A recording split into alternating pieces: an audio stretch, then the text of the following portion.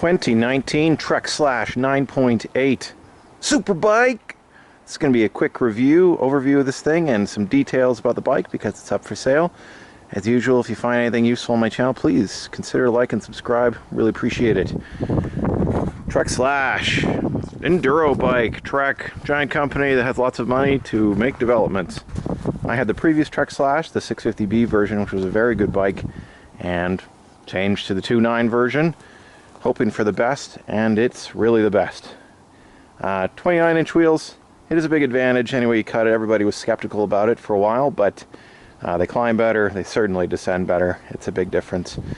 The Slash has some geometry numbers, whether it means anything to you or not.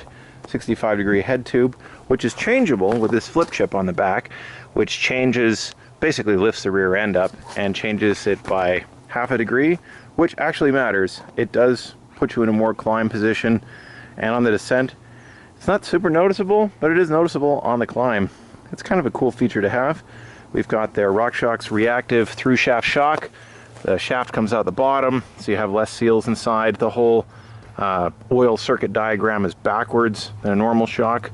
It never overheats, basically. Has nice firm support. It's quite good off drops. Fox 36, the standard.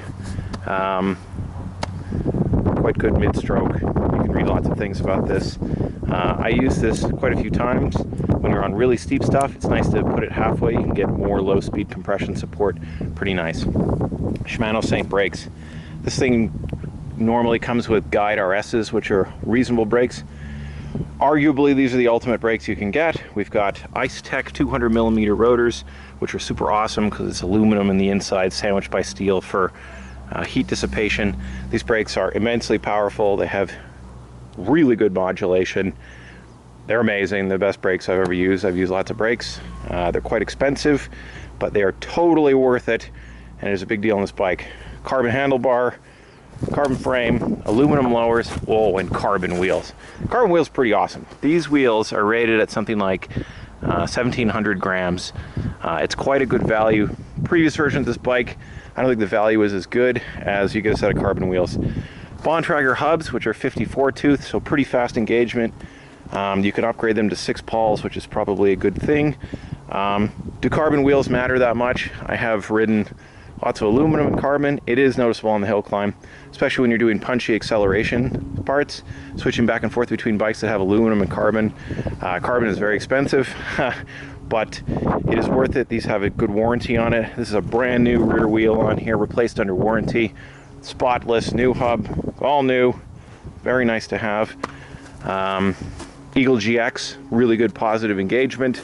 This thing has been very well taken care of by me. I've never owned such an expensive bike, so I have been meticulous with it. I have ridden it, but not massively, insanely. Maxxis Assegai on the front, still quite a lot of tread. Pretty much the standard, the greatest tire I've ever ridden. We got a Minion DHF on the back, 2.3, a little bit faster rolling. Works really well. Quite a bit of tread. It's almost new, really. It's got a couple of tire plugs in it, but they're holding no problem. Done a bunch of rides on it. Easy peasy lemon squeezy. We got some marks on here. This whole thing is ride wrapped, so it's a custom made 3M thing to fit the specific frame. So a few dings here and there, but they're almost all on the ride wrap. There's a few stone chips in there. Again, this aluminum lower has a bit of mark here where the chain slaps a bit, but no big deal. Heel strikes on here. A little bit of wear on the other side here, but nothing major. Just little stuff here and there. Most of it's on the 3M. Again, I've been very careful with it. You don't want to drop a carbon bike. Or if you do, at least you got ride wrap on it.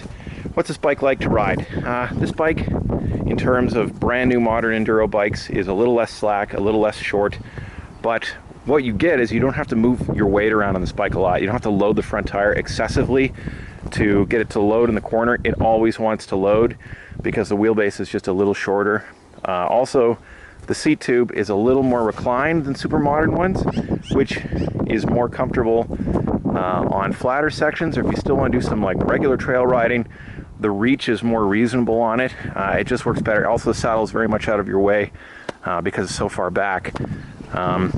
it's a bike where it's got a very light feeling, very stiff frame, so it's very, very maneuverable and stiff. It's not the plushest ride in the world, although you could make it that way, playing with your pressures and stuff, but it is a very responsive bike. It's been a riot, but it's been a tough year and priorities need to change, so Superbike has to go. Are you interested in Superbike? You should be. This thing is pretty rad. Look at that awesome British Racing green paint and the pineapple.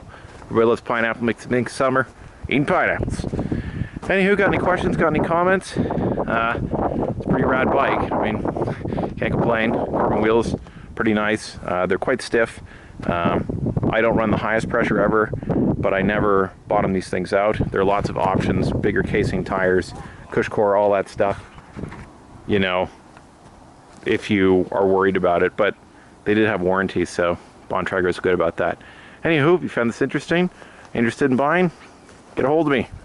Let's see what's what. I got new-ish sintered metallic pads on there, lots of power. It's in very good shape, right? You have to have it in good shape. It needs to be reliable on the trail, and it's expensive, so you keep expensive things nice. Brand new seat too. I took the old one off, for a brand new Santa Cruz seat on it. Super cool. Anyways, see you in the next one.